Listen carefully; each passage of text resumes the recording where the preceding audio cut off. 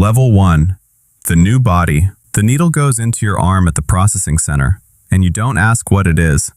You were 17. You signed nothing. There was no signing.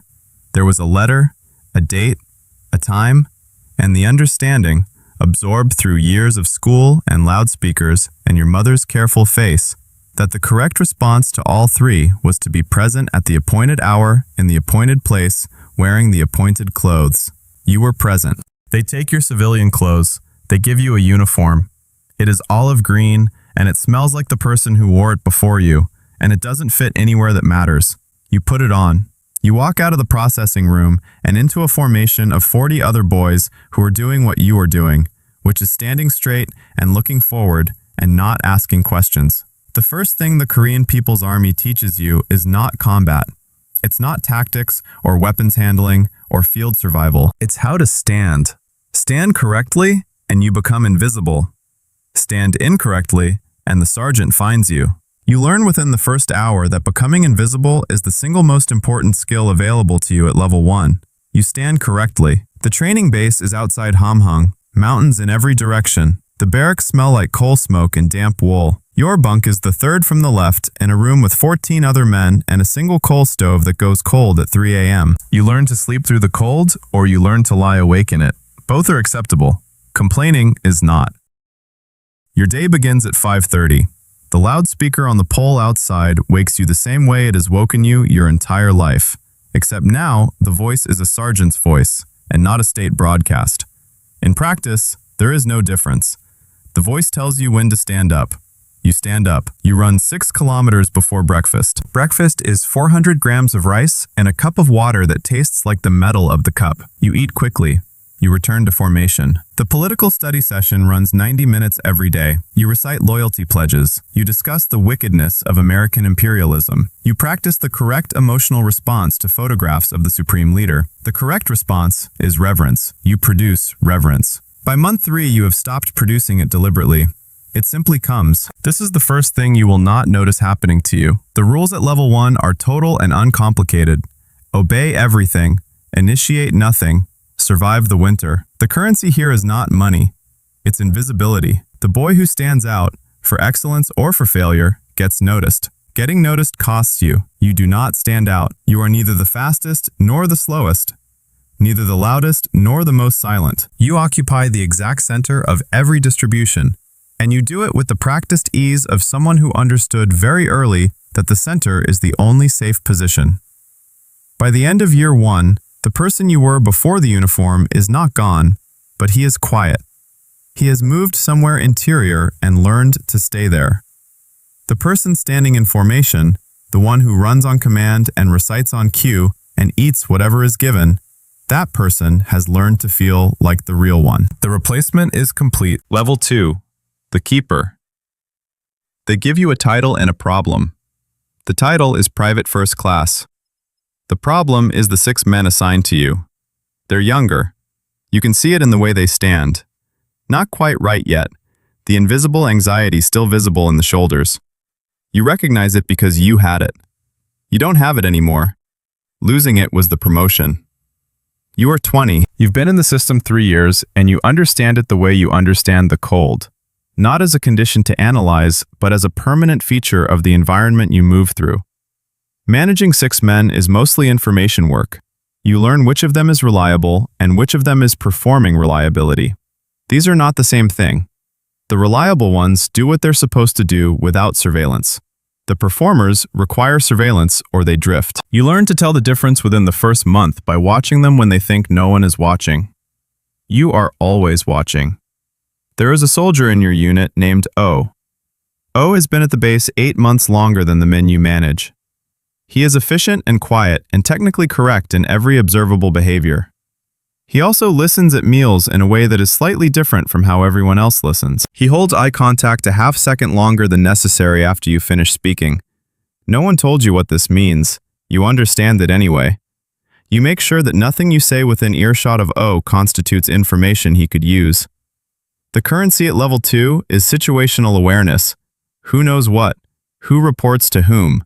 You build a mental map of your unit and you update it continuously. This is not paranoia. This is what functioning at level 2 requires. The distinction matters. Your first real test comes in month 8. A soldier in your unit, not one of your 6, a boy from a neighboring squad, is found with a piece of paper. The paper contains nothing actionable. A name, a market location in Chongjin, possibly a family member, possibly something else. The sergeant asks if you saw the boy with the paper. You say no. This is true. You did not see him with the paper. The sergeant nods and moves on. Afterward, you sit with what just happened. You said the true thing. You also said the convenient thing. You understand that these two things will not always be the same, and that when they diverge, the system will expect you to know which one to say. You file this understanding somewhere useful. Level 3. The lieutenant. The commission comes at 23, and with it, a door that locks. You have a single room in the officer's barracks. You have rank. You command a platoon of 30 men, and you report to Captain Song, who is competent and politically careful, and who contradicts your decisions at irregular intervals, not because you're wrong, but because the act of contradiction is his way of demonstrating that he still outranks you. You learn to work around this. You submit reports with deliberate minor errors. Song corrects them. Song feels like a superior. Your actual objectives move forward unaffected. This is your first lesson in managing the person above you. At level 3, the invisible code shifts. It's no longer about disappearing. You are now visible. You have rank. You are seen. The new skill is controlling what the visibility communicates. Your file must say specific things. Diligent, loyal, politically reliable, professionally effective, personally unremarkable. Unremarkable is the critical one. The officer who is remarkable in the wrong direction gets transferred. The officer who is remarkable in the right direction gets noticed by people above Song, which creates problems for Song, which creates problems for you.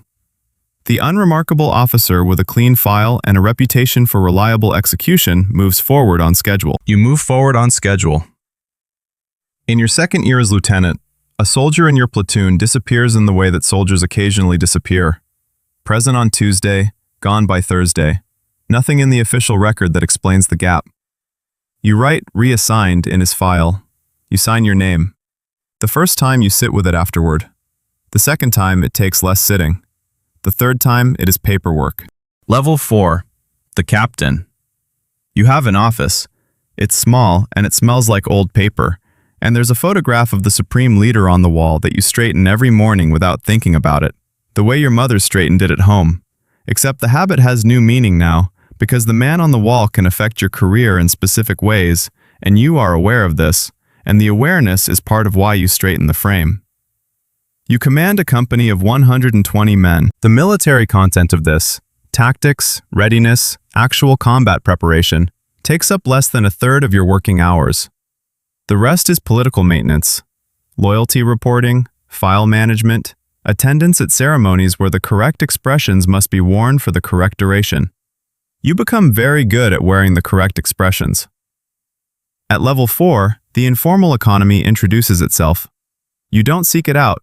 It arrives through the logistics chain, which runs through your company's operational area, which means decisions about what moves through which channels and when and with how much scrutiny pass across your desk. A quartermaster makes a request that doesn't quite fit the official supply protocol. You approve it. 3 days later, 300,000 won appears through a channel that has no name attached to it. You make a decision. You don't ask about the channel. This is how it begins. Not a plan, a decision not to investigate. The system fills the space your non-investigation creates and leaves something there that looks like compensation. You tell yourself this is normal. In your experience level, among the officers you know, this is normal. The telling is easy because it is true. The currency at level 4 is deniability. The transaction that leaves no traceable connection to your name.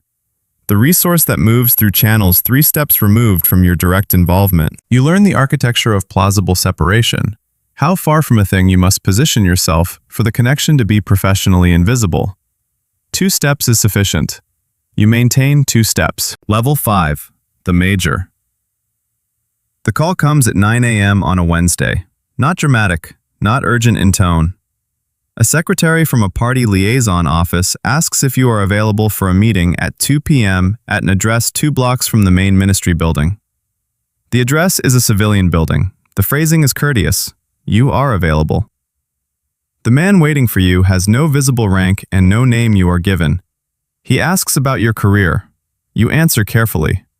He asks about your political formation. You answer carefully. Then he asks about Major Kong, who is one of your peers, and you understand what the meeting is actually about. You tell him what you know about Major Kong. You tell him the true things, in the order and framing that will be most useful to a man who is building a file on Major Kong. Kong is transferred to a base near the Chinese border 6 weeks later. You are promoted to Lieutenant Colonel. The transaction is invisible.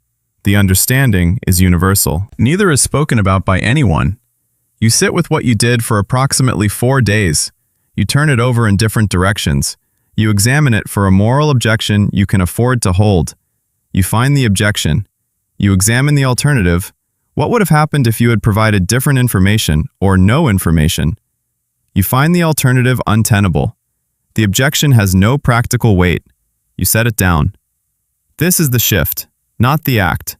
The setting down. You have access now to a compound in the northern part of Pyongyang, reserved for senior officers' families. Your wife has a 3-room apartment. Your son goes to a school where the children arrive with enough to eat. You have a vehicle, officially assigned, which you use daily. The access is contingent on continued usefulness. You understand this without anyone saying it. You find the understanding clarifying. Level 6. The Colonel. There are things you know now that do not appear in any document. The logistics route that runs through the regiment's eastern supply chain generates approximately $1.8 million equivalent per year. None of it is recorded. You see none of it directly. You see what it enables: the daughter's university placement, the supplemental food allocation, the medical access when your wife's knee required surgery last spring, and the surgery was excellent. You have transferred 4 men to labor assignments in the past 3 years. 2 were genuine exposure risks, soldiers whose behavior was creating vulnerabilities in the logistics chain. 1 was a junior officer who was building relationships with a faction that you needed to remain less organized than it was becoming. The 4th was a complication that solved itself, in the sense that you provided the information that allowed someone above you to make the transfer decision, which meant the decision was theirs and the outcome was yours. The 4 men are in the mountains somewhere. You know this. You do not think about it with any regularity, and when you do, you think about it the way you think about any risk management decision. Was the assessment correct? Were the alternatives considered? Did the outcome justify the action? The outcome justified the action. You have a list of the 231 colonels currently serving in the Korean People's Army. You know which of them are positioned safely and which of them are one miscalculation from being transferred to a position from which there is no transfer back. This knowledge is one of your primary operational assets. You are not on the dangerous side of the list. The currency at level 6 is reputation. Not the reputation that comes from rank. The rank is simply the visible signal. The reputation that matters is the one that exists in rooms you're not in. In the calculations of people who are deciding what to do with a problem and asking themselves who can be trusted to handle it without creating new problems. You are that person. You have made yourself that person through 20 years of file management and relationship cultivation and the precise application of information at the precise moment it was most useful. The rank is the holster. The reputation is the weapon. Level 7. The General. The promotion ceremony is in a building off Kim Il-sung Square. There are 23 people in the room. You know 16 of them. Of the 16, you trust 8 with your operational information. Of the 8, you trust 3 with your actual assessments. Of the 3, there is 1, a civilian in a plain gray suit whose name you will not record here, who you trust with the truth. The truth being, you are not entirely sure what you serve anymore. The general stars mean rooms. Rooms where the actual resource allocations are made before the official budget documents are prepared. Rooms where personnel decisions affecting thousands of people are shaped by conversations that leave no record. Rooms where the external relationships, the ones conducted through intermediaries at 3 removes from your name, are coordinated and calibrated. You sit in these rooms. You contribute to these rooms. Your contribution is received. You have a staff of 62. 4 of them report to entities above you. You know which 4. You manage your behavior in their presence accordingly, which means you manage it always, because one of the 4 is your chief of staff and is present for most of your working hours. Your wife is well. Your son is completing a technical education in Pyongyang that will position him for work in an institution adjacent to your networks. Your daughter is 26 and lives in a compound apartment and does not visit often. When she does visit, she is careful in the way that people who grew up adjacent to power learn to be careful. You notice this. You do not raise it. The currency at level 7 is proximity, not to power in the abstract, to the specific people whose decisions shape the landscape within which all other decisions are made. You are close enough to several of those people that your phone is answered before the 3rd ring. You are close enough that when something goes wrong in the middle of the night, there is a calculation about whether to call you. The calculation usually results in a call. You answer before the 3rd ring. The 7th rule. A general's stability is not in his stars. It's in the fact that removing him would cost more than maintaining him. Become that. Stay that. Level 8. The last one standing. There is no ceremony for what you are. Ceremony requires witnesses. Witnesses require trust. You trust 2 people completely, which is to say, you trust them to tell you before they move against you, which is the only form of trust this system sustains. You are 61 years old. You have outlasted 4 purges, 3 leadership transitions, and 11 people who were, at various points, in a position to end your career. 8 of those 11 are gone, in ways that required decisions you made, or information you provided, or actions you took, or, twice, simply the absence of an intervention that would have protected them. You don't tally these. You have the knowledge of the architecture of this country in the way that a structural engineer has the knowledge of a building. Not because you designed it, because you've worked inside it long enough to know where the weight-bearing walls are, and where the hollow panels are, and which door, if opened in the wrong sequence, causes a cascade that brings down things that cannot be rebuilt. This knowledge is the asset, not the rank, not the network, not the resources that flow through channels connected to your position. The knowledge. You live in a compound in the western district of Pyongyang. Security personnel at 3 perimeters, a vehicle that changes routes daily. A food preparation staff whose background checks are updated every 6 months. You are not comfortable. You are secure. These are not the same. Some mornings you sit in the room adjacent to your office, not at the desk, not in the chair facing the window, just in the room, before the staff arrives, in the early quiet when the compound is running on night rotation. You sit, and you hold the cup of tea that goes cold while you're holding it, and you think about the parade ground at Hamhung. Not with longing, just with the clear-eyed acknowledgement that the person who stood on that ground, who kept his eyes forward in the cold, and did not blink when the sergeant stopped in front of him, that person made a series of decisions over the following 4 decades, each one sensible given its context, each one moving in a direction that led here. Here being the most powerful, the most isolated, the most permanent, still here. Some nights that is enough. Some nights you examine the phrase and find it somewhat short of what you thought you were building toward, and then you set the examination down, because the examination does not change anything, and you have long since stopped spending resources on things that don't change anything. The final rule. You don't own the system. You don't run the system. You survive the system by being, at every moment, more costly to remove than to keep. The system existed before you arrived. It will exist after you are gone. What you built inside it, the networks, the knowledge, the reputation, will dissolve back into it the way everything eventually dissolves. You are still here. For now. On a training base outside Hamhung, a 17-year-old is standing on a frozen parade ground. The uniform is too big. The sergeant is walking the line. He doesn't know yet what keeping his eyes straight is going to cost him over the next 40 years.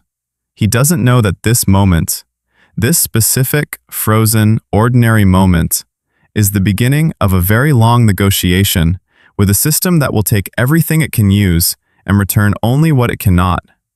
He'll find out. He always does.